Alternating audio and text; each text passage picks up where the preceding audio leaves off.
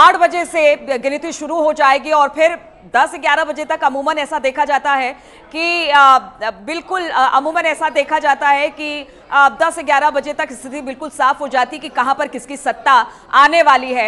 अब जरा एक बार हम आपको दिखा दें कि किस तरह से स्टेट वाइज मध्य प्रदेश, राजस्थान, तेलंगाना और छत्तीसगढ़ में आज वोटों की गिनती अब से कुछ देर में शुरू हो जाएगी।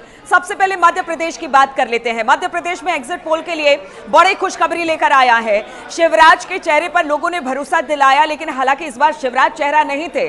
किसी को मुख्यमंत्री का चेहरा प्रोजेक्ट नहीं किया गया था, सिर्फ प्रधानमंत्री के मोदी के चेहरे पर ही चुनाव लड़ा गया था। लेकिन शिवराज का जादू कहते हैं कि चल गया। 18 साल को जो उनका कार्यकाल था वो कहीं ना कहीं जादू बिखेर गया लोगों पर। एग्जिट पोल तो यही कहता है, हालांकि थोड़ा वक्त और है ये तस्वीर साफ होने में। लेकिन सबसे पहले मध्य प्रदेश का हाल आपको दिखा देते हैं। तो मध्य प्रदेश आप देख रहे हैं अभी तो 0-0-0 है, लेकिन यहां की तस्वीर किस तरह से बदलेगी उस पर भी हमारी नजर रहेगी। जरा 2018 की बात हम कर लेते हैं। 2018 में किस तरह से विधानसभा का पूरा सिनारियो था। तो 2018 में आप देख सकते हैं कि कांग्रेस को 114 सीटें मिली थी।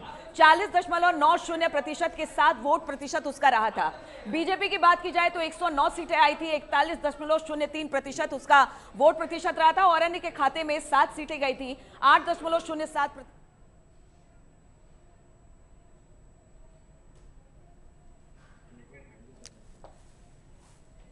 ठीक है, तो बड़ी बात यह थी कि पिछली बार बीजेपी का वोट परसेंटेज ज्यादा था, लेकिन सीटें उसकी कम थी। कांग्रेस पार्टी सत्ता में आई थी।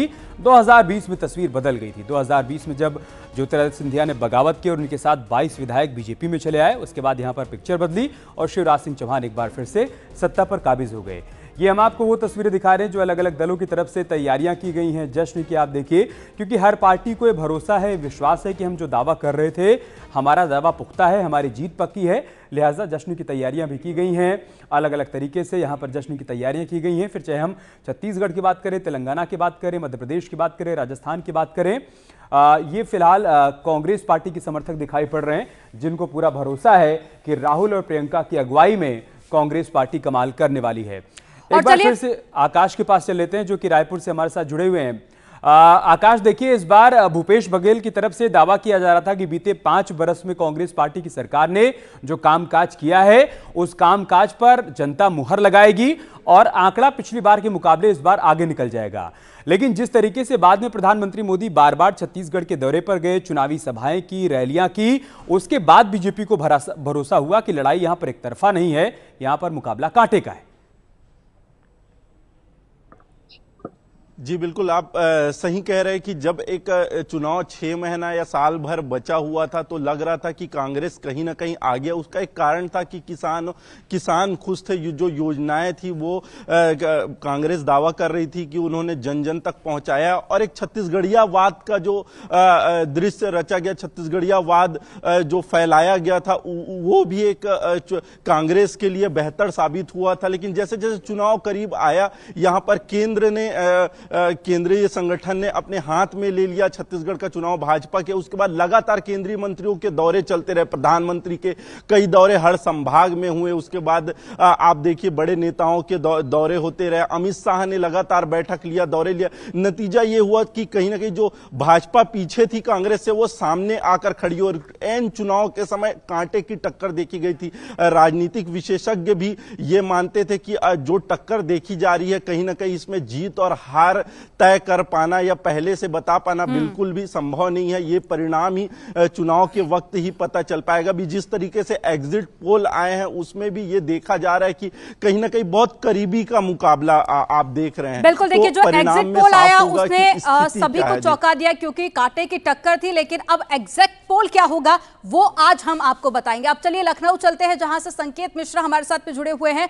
संकेत, अगर उत्तर प्रदेश की बात कर ले, बात भले ही 5 राज्यों में इलेक्शन की हो, लेकिन उत्तर प्रदेश के भी काफी ज्यादा भागीदारी रही थी क्योंकि खुद मुख्यमंत्री योगी आदित्यनाथ बार बार रैलियां करने जा रहे थे। अब सबसे बड़ा सवाल कि ये मुख्यमंत्री का चेहरा काफी ज्यादा लोकप्रिय है, तो बीजेपी को कितना फायदा मिलता है इसका? बिल्कुल जाहिर सी बात है, मुख्यमंत्री योगी आदित्यनाथ ने ताबड़तोड़ सभाएं की थी और अलग अलग जगहों पर मुख्यमंत्री योगी आदित्यनाथ ने इन चुनावी राज्यों में सभाएं की, चाहे एमपी हो, राजस्थान हो, छत्तीसगढ़ हो, मुख्यमंत्री योगी आदित्यनाथ सभाएं करते नजर आए।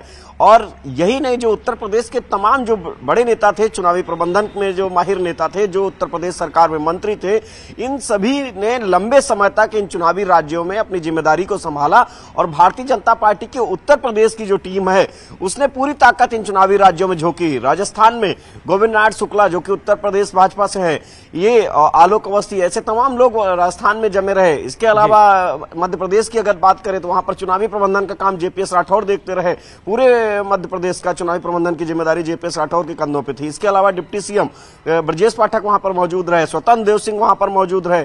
तो तमाम जो उत्तर प्रदेश के नेता हैं, इन्होंने पूरी ताकत झोंकी और एक तरफ जहां केंद्रीय नेतृत्व ने पूरा फोकस किया इन चुनावों पर, और जाहिर भारतीय जनता पार्टी का जो अंदाज है, जब भी राज्यों में चुनाव होते हैं तो भारतीय जनता पार्टी का केंद्रीय नेतृत्व उस प्रदेश में अपनी पूरी ताकत झोंकता है और पूरे प्रदेश में जो संगठनात्मक गतिविधियां हैं वो केंद्रीय नेतृत्व के हाथ में होती हैं और पूरी तरीके से जो रणनीति है वो सेट की गई। भारतीय जनता पार्टी ने पूरी ताकत इन चुनावी राज्यों में झोंकी। इसकी वजह भी साफ है कि लोकसभा चुनाव नजदीक है और इन विधानसभा के चुनावों का नतीजों का जो असर होगा वो लोकसभा चुनाव पर भी रहेगा। बड़ी वजह है कि बीजेपी कभी किसी चुनाव को हल्के में लेती नहीं है, वो हमेशा चुनाव के लिए तैयार रहती है, चाहे चुनाव किसी भी राज्य में हो, और वही तैयारी इस बार भी उसकी देखने को मिली है।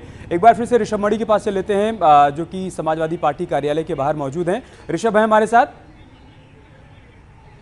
ऋषभ नहीं हमारे साथ, संकेत हमारे साथ जुड़े हुए हैं। संकेत, देखिए बीजेपी की तो हम चर्चा कर ही रहे हैं, लेकिन चर्चा यहाँ पर समाजवादी पार्टी की भी इसलिए बहुत ज़्यादा अहम हो जाती है क्योंकि समाजवादी पार्टी चुनाव से ठीक पहले कांग्रेस से अलग होकर ताल ठोकती है, छत्तीसगढ़ में भी, राजस्थान में भी और मध्य प्रदेश में भी, और उसको भरोसा है कि 2018 में हमने जहां पर छोड़ा था इस बार उससे आगे जाएंगे। सीधे शब्दों में कहें तो बहुत ज्यादा खोने के लिए उसके पास कुछ है नहीं, सिर्फ उसको पाना ही पाना है। बिल्कुल जाहिर सी बात है, समाजवादी पार्टी ने इस बार जो ये चुनावी राज्यों में जब चुनाव हुए तो उसमें समाजवादी पार्टी अलग से चुनावी मैदान में उतरी और इस कहीं ना कहीं सवाल भी उठे कि जो गठबंधन बना था, इस गठबंधन में ये फूट है, ये चुनावी राज्यों में जो ये चुनाव हुए उसमें समाजवादी पार्टी का प्रत्याशी उतारना कहीं ना कहीं फूट की बात कर दे और आपसी समन्वय नहीं देखने को मिला, चाहे वो समाजवादी पार्टी और कांग्रेस में हो। लेकिन इतना जरूर है कि समाजवादी पार्टी ने कहीं ना कहीं कांग्रेस के जो नतीजे हैं उन पर जरूर वो असर डालेगी।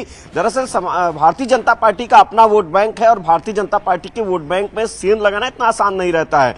समाजवादी पार्टी जो भी सेंध लगाएगी वो कांग्रेस के वोट बैंक में सेंध लगाएगी और यही वजह कांग्रेस नेतृत्व इस बात को समझ रहा था और इसी वजह से कांग्रेस के जो नेता हैं वो लगातार समाजवादी पार्टी के मुखिया पर कटाक्ष करते रहे और समाजवादी पार्टी की तरफ से भी बयान आए कांग्रेस के खिलाफ।